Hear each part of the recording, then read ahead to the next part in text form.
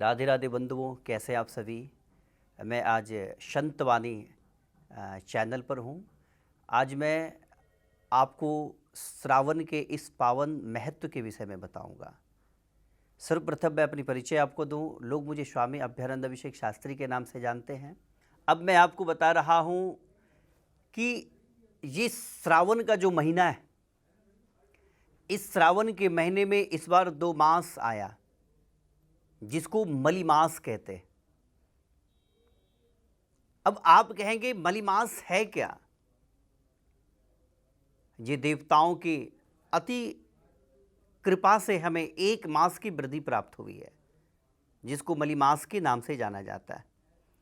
जब हिरण्यकश्यप ने ब्रह्म नामक तप किया था तो ब्रह्मा जी प्रसन्न हो गए। ब्रह्मा जी ने कहा, वत्स मांगो वरदान, तुझे क्या चाहिए?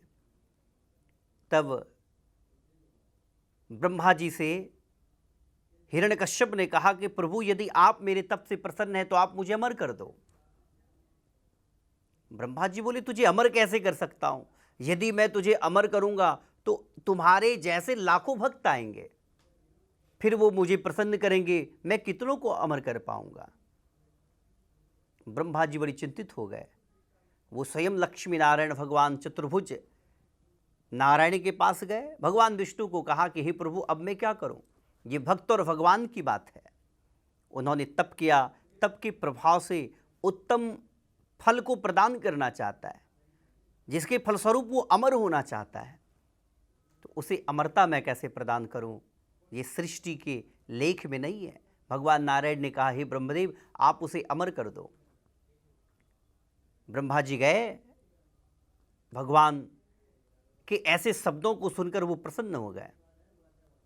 ब्रह्मा जी ने कहा कि हे हिरण्यकश्यप, वर मांगो। हिरण्यकश्यप ने कहा कि मैं ना दिन में मरूं ना रात में मरूं, ना अस्त्र से मरूं ना शस्त्र से मरूं, ना नर से मरूं ना नारी से मरूं, ना पृथ्वी पे मरूं ना आकाश में मरूं, ना जल में ना थल में, मैं किसी भी स्थान पर ना मरूं। ब्रह्मा जी ने कहा, और यदि तेरी इच्छा हो कुछ मांगने को तो मांग। हिरण्यकश्यप ने कहा कि हे प्रभु, आज इतना प्रसन्न है, मैं हृदय से मांग रहा हूं। हे नाथ, मुझे अमर कर दो, मुझे अमर कर दो। पूरे 12 मास में मैं ना मरूं। ब्रह्मा जी ने कहा, तथास्तु। हे वत्स, तुझे वैसा ही वरदान प्राप्त हुआ।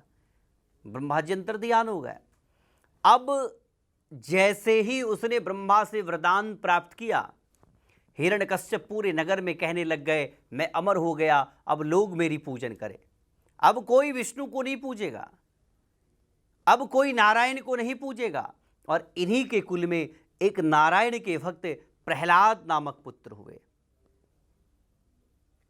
उस प्रहलाद को भी भगवान के भक्ति से वंचित करना चाहा हिरण्यकश्यप ने।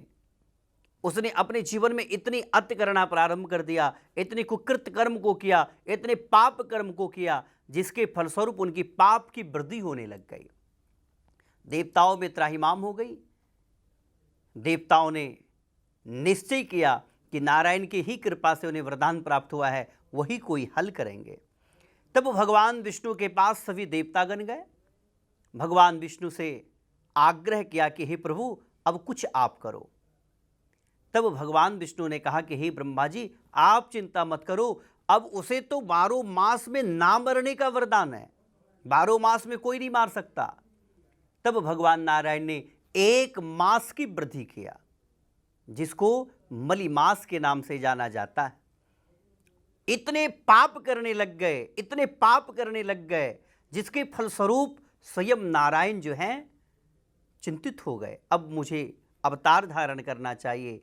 तब भक्त प्रहलाद को बड़ा ही कष्ट दिया। हिरण्यकश्यप ने उस स्तंभ से बांधा। तब भगवान की कृपा उस स्थान पर हो गई। स्तंभ में भगवान स्वयं विष्णु प्रवेश कर गए। हिरण्यकश्यप ने कहा, अरे प्रहलाद, बताओ तेरे भगवान कहाँ दिखते हैं?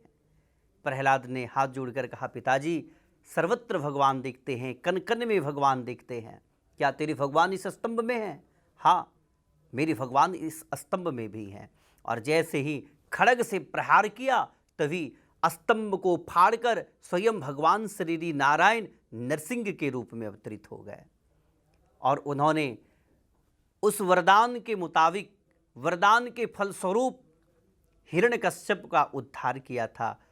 ठीक इसी मलिमास के इस पावन वेला पर भगवान श्री विष्णु ने नरसिंह रूप में अवतरित होकर पापी कुकृत कुकर्मी हिरण्यकश्यप का उद्धार किया था और प्रहलाद को उत्तम वरदान प्रदान किया था।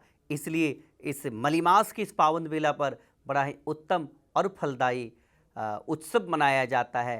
शास्त्रों में कहा जाता है जो भी मलिमास में गंगा का स्नान करता है उन्हें 100 जन्मों का जो पाप है वह पाप नष्ट हो जाता है। जो भी मलिमास के अंतर्गत तीर्थों में जाता है उनकी पुण्य की वृद्धि होती है और देवता बड़ी प्रसन्न होते हैं और उनके जीवन का जो यश कृति है उसकी कथा युगों युगों में गाई जाती है। राधे राधे।